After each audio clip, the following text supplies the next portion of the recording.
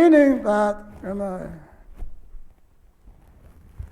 so if you didn't work with the Guru chakra, you cannot be intuited by God. So how's it a minor chakra? How could they leave that chakra out? If Visarga governs your spiritual growth, okay, if I work with Visarga, it helps me to grow spiritually better, faster, understand the challenges of life, and meet them better. Does that make it a minor chakra? Why leave it out? Okay, they put the Hindu chakra. The Hindu chakra is a chakra, okay, where the law, the Dharma, is stored. Meaning that all the laws of the spirit, the laws that make up a spiritual life, are stored in the Hindu chakra. Meaning that, if you work on the Hindu chakra, the mantra Shrim, okay, Kamalatmika, okay, if you work on that chakra and you work with it, you chant the mantra of it, okay, and eventually you will begin to intuit divine law. Nobody had to teach you. The divine laws will come to you. How many have read my book, Mark, the 11 Laws of God? That's how I got the laws.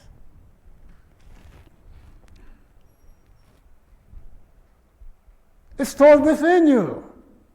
Just that you are in a tradition that is not about going within to learn. They want you to come and pay $100,000 per semester for a course to learn from the outside. That's good if you want to learn accounting and chemistry, but not about how to live properly, how to live a good life, and how to solve the problems in the world. That's the Hindu chakra. Then we come to the Vishuddha chakra. That was included. The Vishuddha chakra, Vishuddha, okay? Shuddha means to purify. So the Vishuddha chakra is a chakra through which you purify the 4 lower chakras within you. Because the 4 lower chakras are the psychic chakras, right? The psychic chakras are responsible for your animalistic behavior, your human behavior. But it's also the source of your magical powers. You see that? And all magical powers are protected by evil behavior. Meaning, you want to be a magician, you want to be able to chant a word of power and increase your wealth, you have to overcome the evil within you.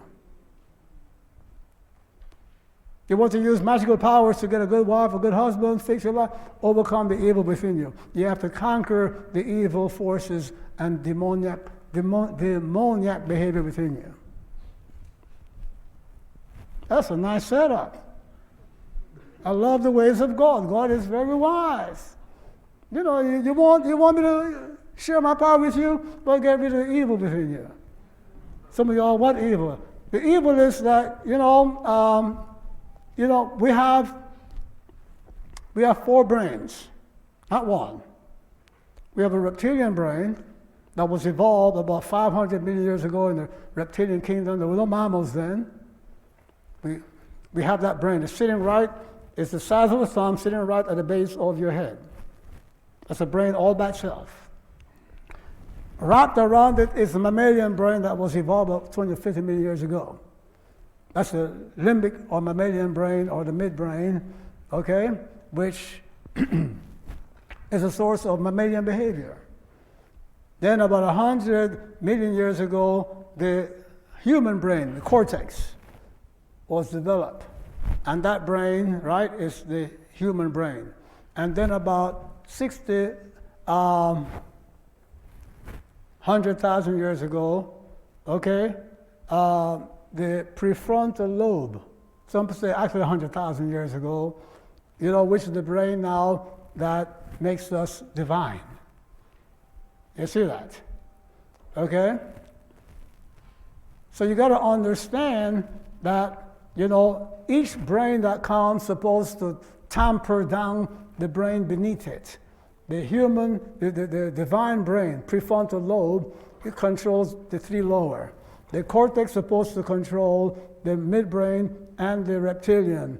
The mammalian controls the reptilian, meaning the reptilian brain is like a snake, a reptile, okay? It has no feelings towards anything. It works solo, cold-blooded.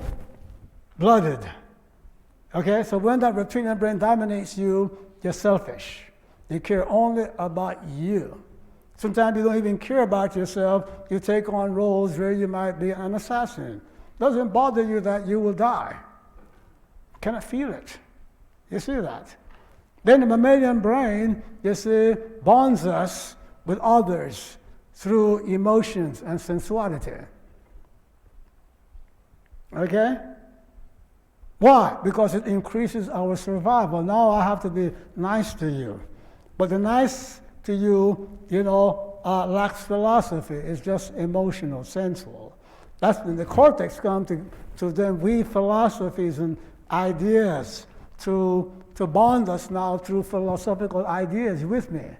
Now I can, say, well, spirit is thicker than blood, and have that kind of talk, and and have romantic talk, and things of that nature. Say that I love you, you're a god, you're a goddess, but the thing is that those are words that are not capable of true morality. That's the prefrontal lobe that brings now true spiritual knowledge and power to us. You see that? The problem is that the prefrontal lobe in the world, is genetically passing on damaged genes to the generations because of the abuse of alcohol. The CDC tells you that there's no such thing as a small, harmless amount of alcohol. Check it out. Or some of you all think that there's a certain amount of alcohol that does no harm. Well, check with the CDC. Alcohol is a solvent. It starts to dissolve fatty tissue right away. And your brain and your nervous system requires that fatty tissue to which it transmits its electrical powers and light. You see that? The omega-3 and omega-6 fatty material in your brain are light transmitters. Meaning, if you speak to the neurologist, the neuroscientists, they'll tell you that, reactions in the nervous system occurs too fast for it to be transmitted through the chemical, electrical impulses of passing information from nerve to nerve. They taught you about the synapses and how thing crosses that chemical barrier to pass information along the nerve synapses, right? That is too slow for the majority of thought and processes that take place. The thought processes that take place are transmitted through light. They are working at the speed of light, and the vehicle for it are the omega-3 fatty acids in the nervous system. And all it takes is this smidgen of alcohol to break that fatty tissue down. But why do we have to drink alcohol? Why? There's no nutrition. As a matter of fact, what's alcohol but waste matter from fungus? The fungus eats sugar and excretes alcohol as a waste product.